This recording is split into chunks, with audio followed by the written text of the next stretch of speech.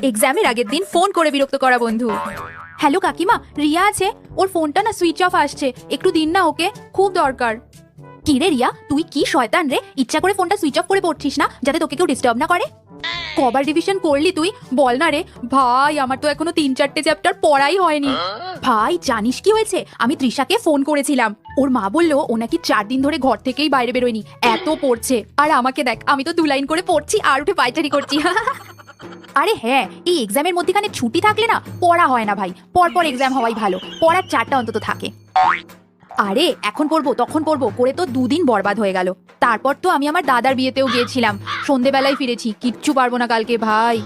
আরে হ্যাঁ, ম্যাম তো সারা বছর পড়ায় না, ক্লাসে এসে খালি ঘুমোয়, আর এক্সামের কোয়েশ্চেন করার সময় চোখে সর্ষের তেল দিয়ে কোয়েশ্চেন করে। শোন না, আজ রাত জেগে পড়বো ভাবছি। কি তুই ঘুমিয়ে পড়বি?